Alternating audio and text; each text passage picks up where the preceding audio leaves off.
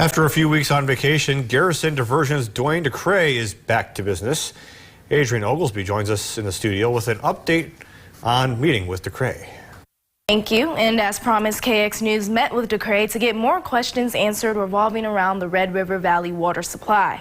Today we will answer more recent questions. What is the need for the projects happening in the state, and how will the project affect culverts on land, and more? After attending the groundbreaking of the first Army Corps of Engineers Civil Work project, our viewers were left a little confused.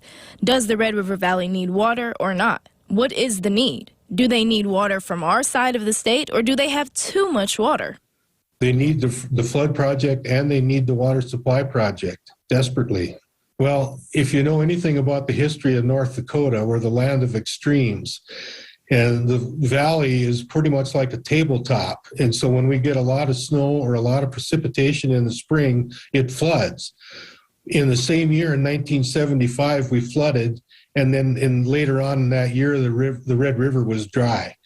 So they need both projects. So a number of projects have been built based on only possibilities of what could happen. Could the money go elsewhere? Speaking of money, there is a noticeable increase in the price of the water supply pipeline. Well, that's just inflation.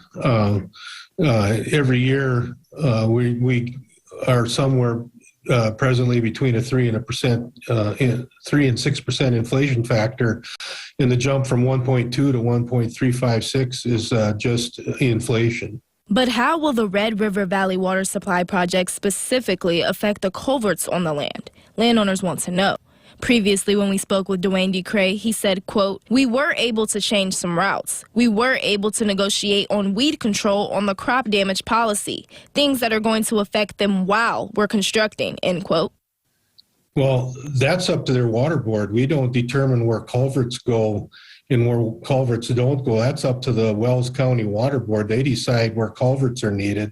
That's not a call by Garrison Diversion. We put land back to the way it was in its original condition. If they think they need a culvert, that's something they need to take up with their own water board.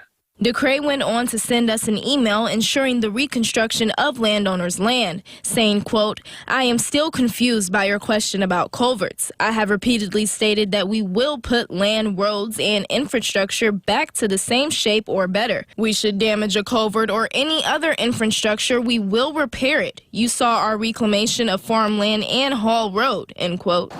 So what about Canada? What steps were taken for their approval on this project? So this is a state project, and so we have to get a discharge permit from the North Dakota Department of Environmental Quality. And after we received that permit, and we worked with the Department of Environmental Quality for about 2 years to arrive at the treatment regimen that they felt was strong enough. And after that, that went out for comment to agencies and other governments that would be interested in the project. And Canada did not challenge that discharge permit. So by their silence, they actually just agreed to it.